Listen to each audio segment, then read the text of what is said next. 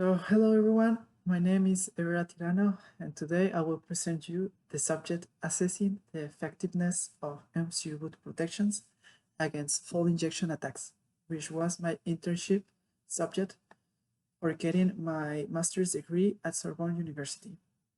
The internship was developed at ARM with the Developed Solutions Group team with the supervision of Arnaud de Grandmaison and the co-supervision of Sorbonne University with Karine Heidemann, and the National Cybersecurity Agency in France with Guillaume Bouffard.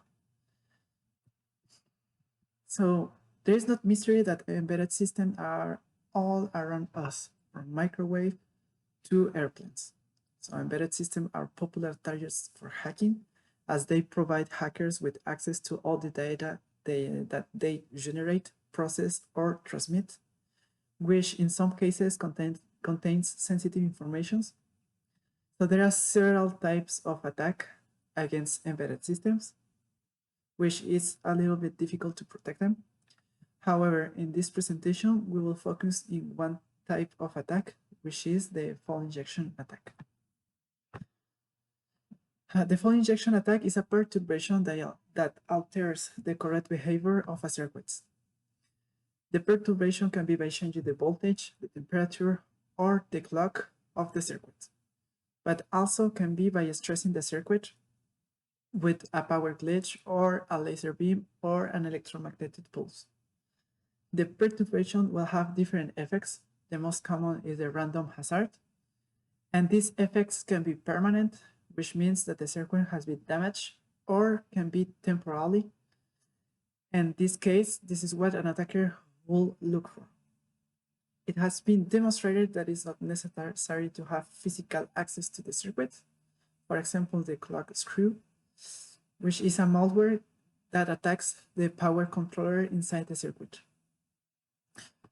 So it's normal to have some faults inside the circuit occasionally. For example, if a circuit has been reached by a cosmic ray.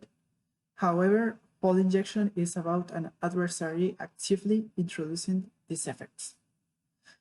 So one recent example is the attack to the NVIDIA Tegra X2 SoC, which is the SoC used in the Tesla autopilot, which with a fall injection, they were enabled to enable a debug port and get some sensitive information such as the private key.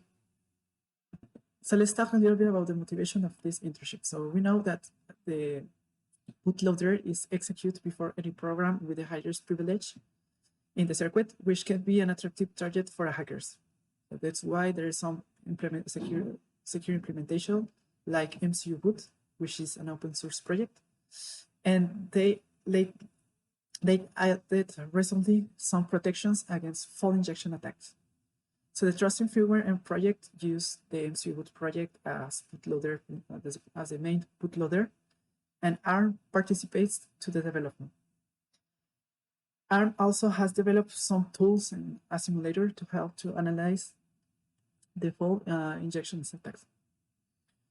So what is the approach that we took for this internship? Well, the main approach was to experiment with the ARM prototype tools on a real-world project, the MCUBoot. And the first step was to identify the assets and the threats in the project using certification methodologies. We used the CSPN certification methodology. The second step was to evaluate the effectiveness of the current protections under different conditions, for example, changing the level of optimization in the compiler. The third step was to analyze the evaluation result and contrast them with the security analysis done in the first point. And the last one is to suggest improvement based on the evaluation results. So let's talk a little bit about the MCUBoot project. So the MCUBoot project is a secure bootloader for 32-bit microcontrollers with low memory footprints. It has software upgrade support. It supports the RSA and the elliptic curve algorithm from external libraries like embedded TLS and TinyCrypt.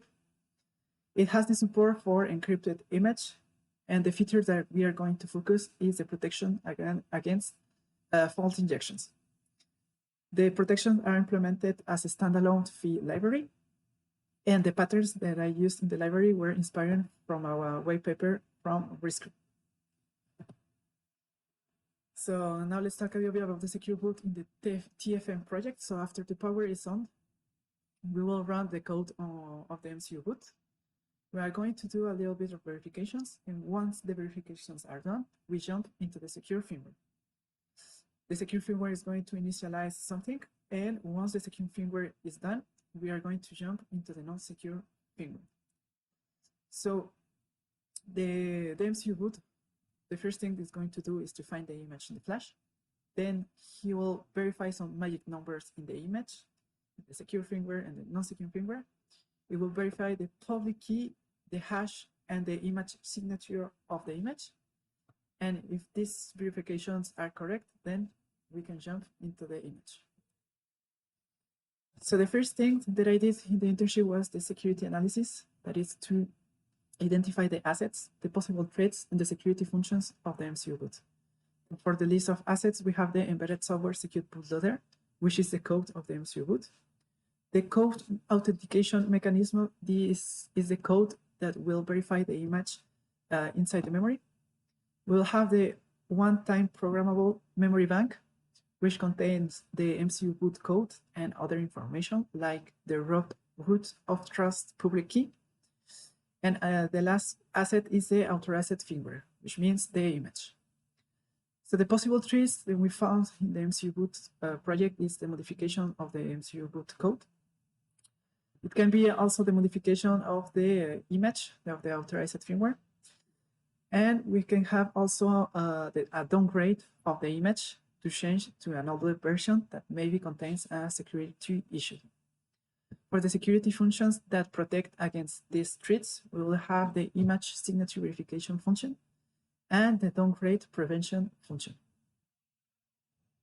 So once that we found this information, it is important to define the attacker. So we know that the attacker has access to the MCUBoot and the TFM source code and the documentation because the two projects are open source. So there is all information on the internet. We know that the attackers can know the default parameters and the default values inside the project. For example, the default private and public key. So after we define the attacker, we need to define also the fault model that the attacker can do. So for the analysis, we decide that the attacker can do just a single fault per execution. And the fault model that the attacker can do is the instruction skip and the register corruption with simple values, which are -1, 0, and 1. So for the instruction skip model, we have that it replaces one instruction with a no operation instruction. And for the for the register definition corruption model, it will modify an instruction output register value with 1, -1, or 0. So we can change this value in a destination register, for example, in the result of an addition, in a register in a non-empty list of register, for example, in a push or a pop, or in the APSR flags in the PSR register. Now I'm going to present the software countermeasures in the MCUBoot, also called Phi library. So in the left, we will have the patterns, and in the right, we'll have the level of protections. Each protection, we will add some patterns to the code. So for example, for the level P2 low, we'll have the failure loop hardening pattern, which will enable a panic function, which is protected against fault injections attacks. For the low level, we'll have also the control flow integrity pattern to check the integrity of the program flow. For the medium level, we'll have the complex constant pattern, which is to change all the return values into a more complex values. For example, return other value when we have a success and we don't send 0.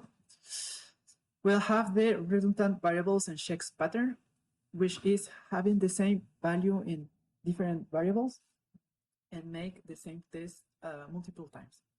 And for the last level, we'll have the random delay, which will add some random delay in between two critical functions. This requires a hardware entry source. So this is why in the analysis that we are going to do with the simulations, we are not going to experiment with this level. So to test the protection, we use the tools and the simulator developed right now. So in this case, we will have the TFF project, which contains the firmware, the MCUBoot firmware, and the secure and non-secure firmware. So we need to insert these binaries into the tools. We need to insert also the fault model that we are going to use. It can be the instruction skip or the racer or corruption. We need to insert also the scope and a formula. The scope will help us to identify where to inject the faults inside the MCUBoot firmware. And the formula will help us in the classification of the injected faults.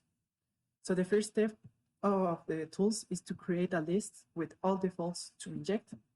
And after that, the second step is to run a simulation for each fault in the list and classify the effect of the fault. So at the end, the tool will create a report with all the classification of each injected fault.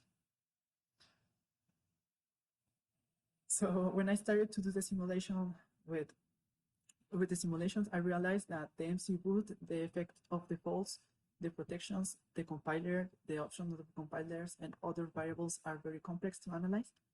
So we decided to split the internship into a two-step approach. The first step is to study the protections from the fee library on a simple test case. We are going to use the verified pin example. And after we finish the study of these protections, we are going to move to MCUBoot. So I'm going to explain the verified pin example of the first step. So we have the verified pin here without the fee library. This is essentially equivalent to the fee component. And we are going to compare the user pin passed by another super pin with a comma. So the logic is to compare these two pins and return the result of this comparison. If the two pins are equals, then we will return 0. I create another function called target function, which is the function that we are going to insert in the scope, and then we are going to insert all the fault injections. So this function only calls the verify function, and it will save in a variable the return value.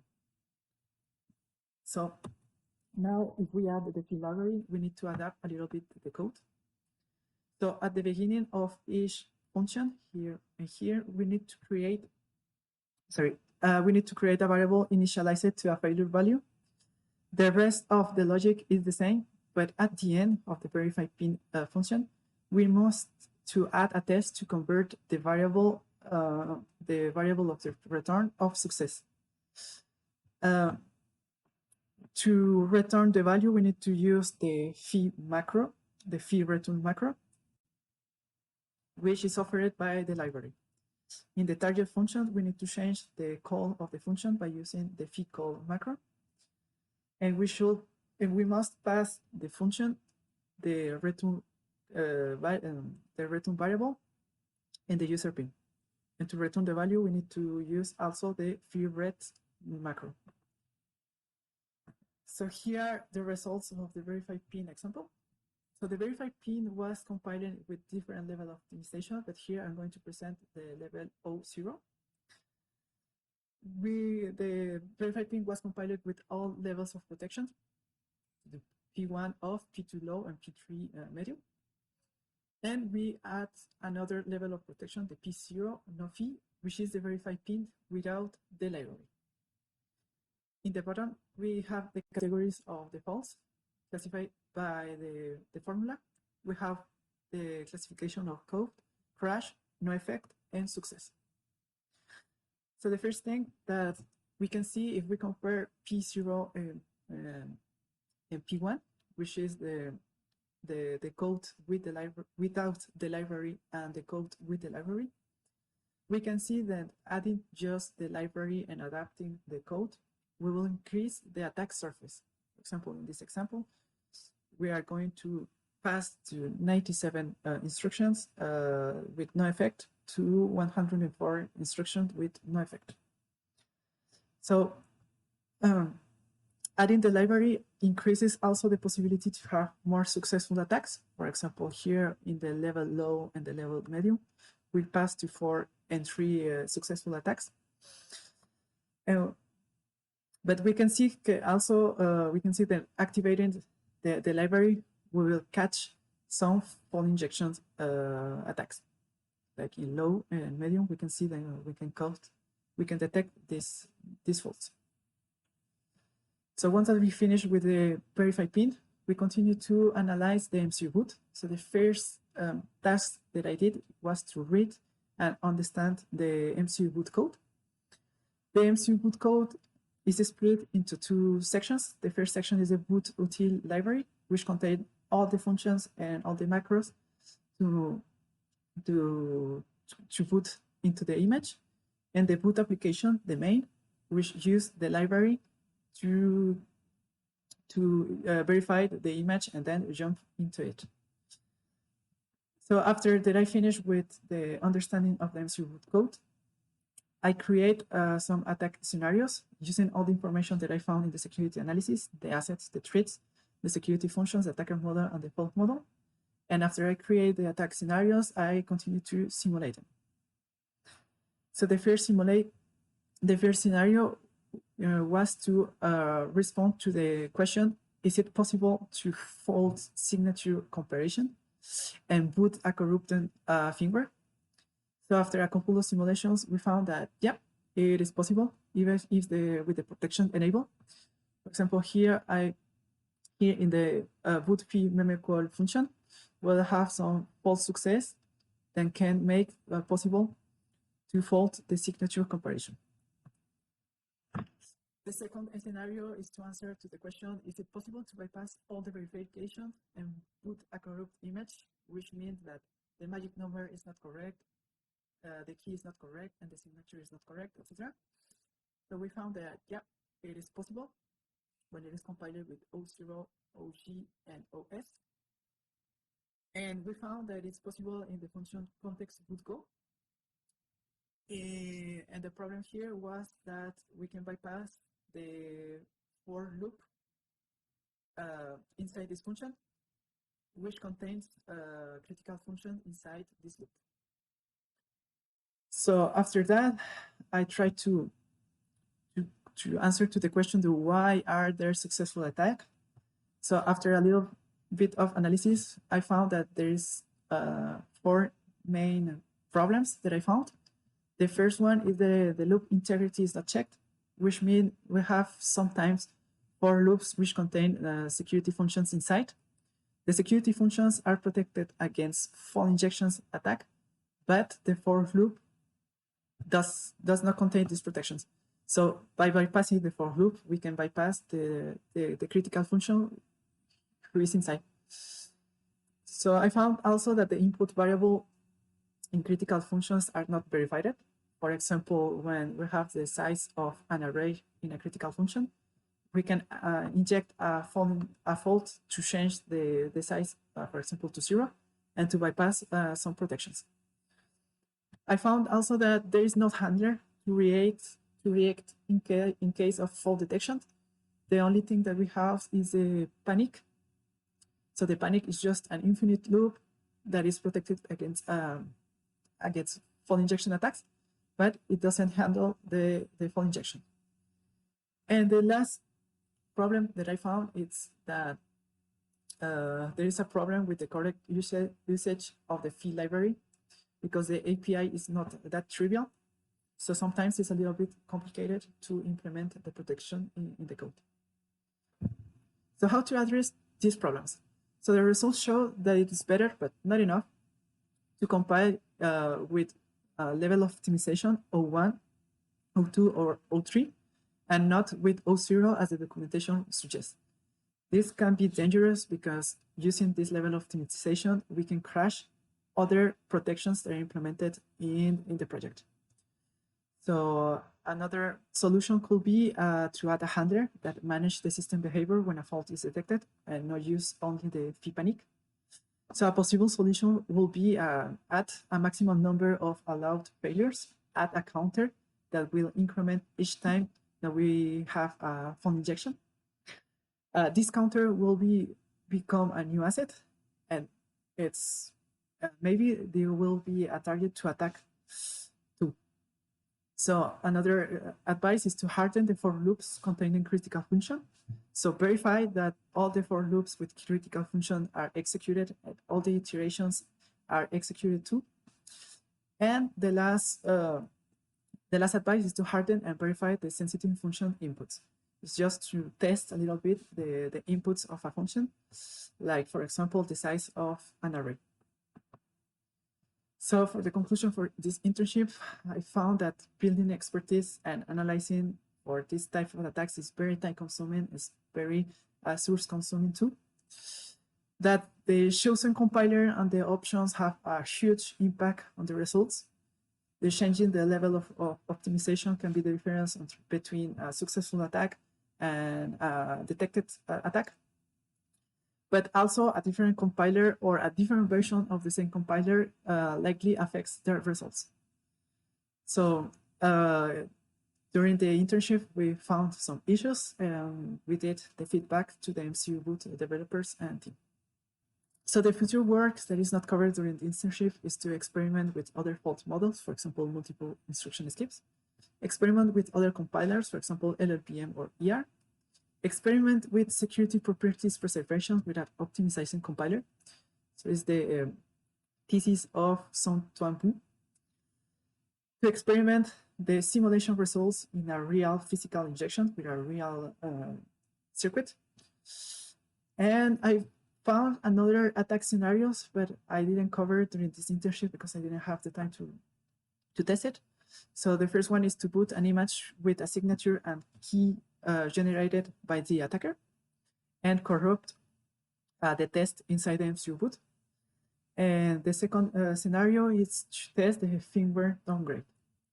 So that's all for my presentation. Thank you very much. Is there any questions?